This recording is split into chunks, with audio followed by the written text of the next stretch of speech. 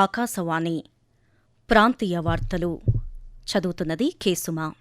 ముఖ్యాంశాలు: ఆంధ్రప్రదేశ్ ముఖ్యమంత్రి నారా చంద్రబాబు నాయుడుతో సమావేశమైన భారతీ ఎంటర్ప్రైజెస్ వ్యవస్థాపకుడు, చైర్మన్ సునీల్ భారతి మిట్టల్. రాష్ట్రంలో ఇంటర్నెట్ సేవల విస్తరణ, మొబైల్ టవర్ అనుసంధానం పెంపుపై చర్చ. Rugby premier league season 2 final విజేత హైదరాబాద్ హీరోస్ జట్టుకు ట్రోఫీని అందజేసిన తెలంగాణ ముఖ్యమంత్రి రేవంత్ రెడ్డి. రైతుల సాంప్రదాయ పండుగ అయిన ఏరువాక పౌర్ణమి వేడుకలను ఈరోజు ఘనంగా నిర్వహించనున్న ఆంధ్రప్రదేశ్ ప్రభుత్వం.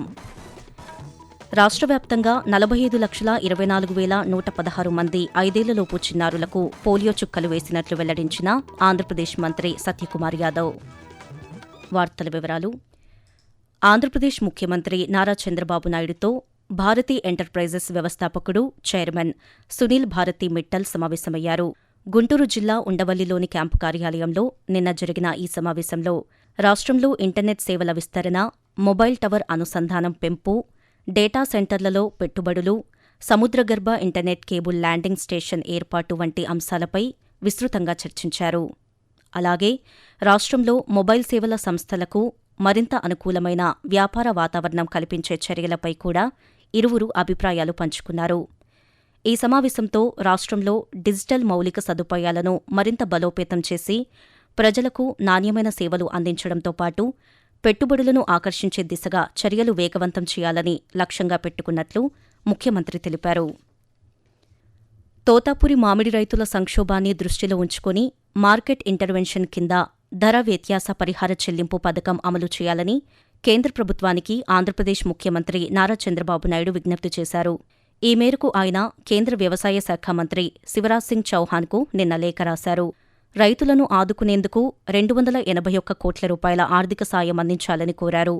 రాష్ట్ర ప్రభుత్వం 7,03,000 టన్నుల తోతాపురి మామిడి కొనుగోలు చేసి కిలోకు అదనంగా ₹4 చొప్పున రైతులకు చెల్లించాలని నిర్ణయించిందని, జూన్ నుంచి ఆగస్టు మధ్య కొనుగోళ్లకు కేంద్రం మార్కెట్ ఇంటర్వెన్షన్ స్కీమ్ అమలుకు అవకాశమివ్వాలని కోరారు.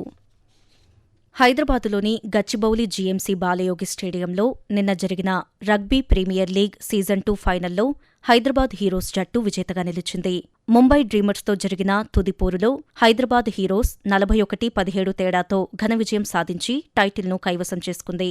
ఫైనల్ మ్యాచ్ను తెలంగాణ ముఖ్యమంత్రి రేవంత్ రెడ్డితో పాటు పలువురు ప్రముఖులు నిన్న రాత్రి వీక్షించారు. అనంతరం ముఖ్యమంత్రి హైదరాబాద్ హీరోస్కు ట్రోఫీని అందజేశారు. రైతుల సాంప్రదాయ పండుగ అయిన ఏరువాక పౌర్ణమి వేడుకలను రాష్ట్ర వ్యాప్తంగా ఈరోజు ఘనంగా నిర్వహించనున్నారు. ఈ సందర్భంగా రైతులు తమ వ్యవసాయ పరికరాలు, పశువులకు ప్రత్యేక పూజలు నిర్వహించి వ్యవసాయ పనులకు శ్రీకారం చుడతారు. ఆంధ్రప్రదేశ్లోని గుంటూరు జిల్లా తాడికొండ మండలం లాంలోని వ్యవసాయ పరిశోధనా స్థానంలో ఉదయం నిర్వహించే ఏరువాక పౌర్ణమి వేడుకలకు ఆంధ్రప్రదేశ్ వ్యవసాయ శాఖ మంత్రి కె అచ్చెన్నాయుడు, కేంద్ర గ్రామీణాభివృద్ధి, కమ్యూనికేషన్ల శాఖ సహాయ మంత్రి పెమ్మసాని చంద్రశేఖర్ హాజరు కానున్నారని వ్యవసాయ శాఖ అధికారులు తెలిపారు. ఆంధ్రప్రదేశ్లోని పవిత్ర పుణ్యక్షేత్రమైన తిరుమలలో వ్యర్థాల నిర్వహణకు శాశ్వత పరిష్కారం చూపించనున్నట్లు స్వచ్ఛాంధ్ర కార్పొరేషన్ చైర్మన్ కొమ్మారెడ్డి పట్టాభిరాం తెలిపారు. తిరుమలలో రోజుకు 75 టన్నుల వ్యర్థాలు ఉత్పత్తి అవుతున్నాయని వెల్లడించారు. తిరుమల డంపింగ్ యార్డును ఆయన నిన్న పరిశీలించారు. ఈ సందర్భంగా పట్టాభిరాం మాట్లాడుతూ, ఇవాళ రాష్ట్ర వ్యాప్తంగా పుణ్యక్షేత్రాలన్నింటినీ స్వచ్ఛంగా తీర్చిదిద్దాలి, రూపొందించాలని చెప్తుంది. దానికి అనుగుణంగానే స్వచ్ఛ తిరుమలకి స్వచ్ఛాంధ్ర కార్పొరేషన్ అన్ని రకాలుగా కూడా తమ తోడ్పాటుని, సహకారాన్ని అందిస్తుంది. ఈ విధంగా డ్రై వేస్ట్, వెట్ వేస్ట్ రెండింటిని ప్రాసెస్ చేయడానికి 2 ప్లాంట్లు కూడా సిద్ధం చేసి ఇక భవిష్యత్తులో తిరుమల పైన డంపింగ్ అనేది లేకుండా చేస్తాం. ఇప్పటికే డంపింగ్ అయినటువంటి దాదాపు 2 లక్షల టన్నుల చెత్తని మరి ఇప్పటికే బయోమైనింగ్ ద్వారా ప్రాసెస్ చేయడం జరిగింది. అదే విధంగా పర్యావరణ హితంగా కూడా వేస్ట్ ట్రాన్స్పోర్టేషన్ కూడా ఇక్కడ చేస్తామని చెప్పి కూడా తెలియజేయడానికి సంతోషిస్తూ మరి ఈ కార్యక్రమాలన్నీ కూడా పూర్తి చేసి ఒక స్వచ్ఛ తిరుమలని అతి త్వరలోనే సాధిస్తామని తెలియజేయడానికి సంతోషిస్తున్నాను. ఆకాశవాణి ప్రాంతీయ వార్తలు వింటున్నారు. నేషనల్ ఇమ్యునైజేషన్ డే సందర్భంగా ఆంధ్రప్రదేశ్ రాష్ట్రంలో నిర్వహించిన పల్స్ పోలియో కార్యక్రమంలో రాష్ట్ర వ్యాప్తంగా 49,20,239 మంది 5ఏళ్లలోపు చిన్నారులకు గాను 45,24,116 మందికి పోలియో చుక్కలు వేసినట్లు ఆంధ్రప్రదేశ్ వైద్యారోగ్య శాఖ మంత్రి సత్యకుమార్ యాదవ్ తెలిపారు. మిగిలిన చిన్నారులకు సోమ, మంగళవారాల్లో ఇంటింటికి వెళ్లి చుక్కల మందు వేయనున్నట్లు ఒక ప్రకటనలో వెల్లడించారు. పోలియో చుక్కల పంపిణీలో ఎన్టీఆర్ జిల్లా 115.16%తో మార్కాపురం జిల్లా 113.21%తో మొదటి 2 స్థానాల్లో నిలిచినట్లు తెలిపారు. మరోవైపు తెలంగాణలో 38,95,550 మంది చిన్నారులకు పోలియో చుక్కలు వేసినట్లు వైద్యారోగ్య శాఖ వెల్లడించింది.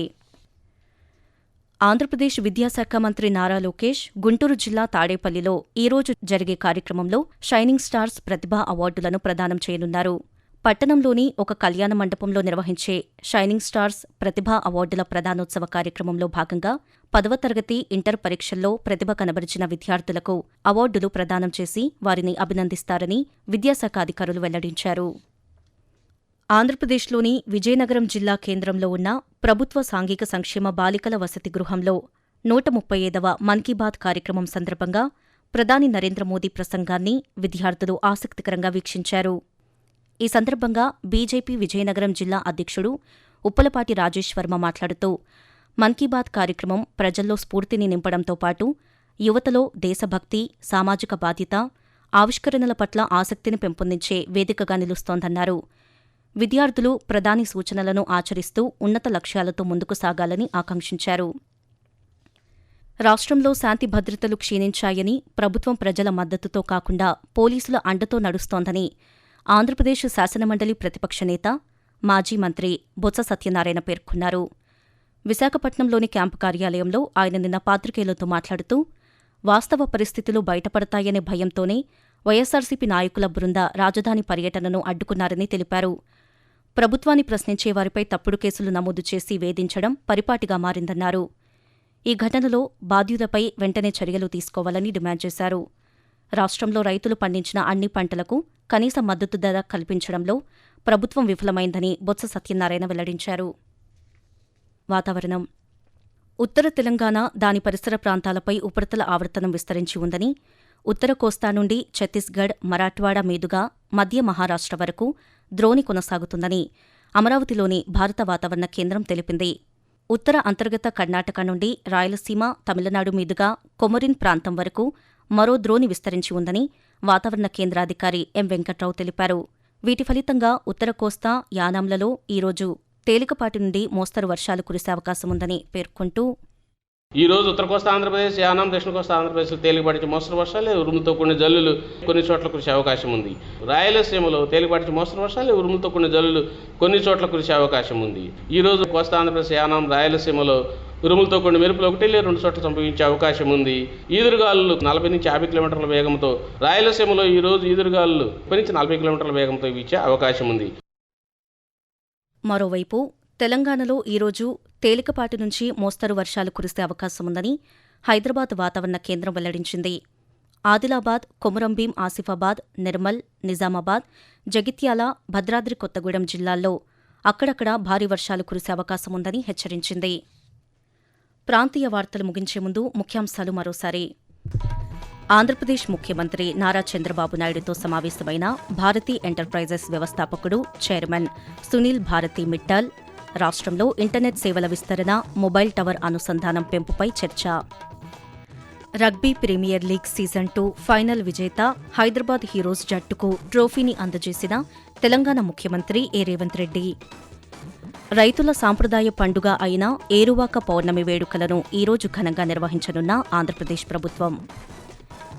రాష్ట్ర వ్యాప్తంగా 45,24,116 మంది 5 ఏళ్లలోపు చిన్నారులకు పోలియో చుక్కలు వేసినట్లు వెల్లడించిన ఆంధ్రప్రదేశ్ మంత్రి సత్యకుమార్ యాదవ్.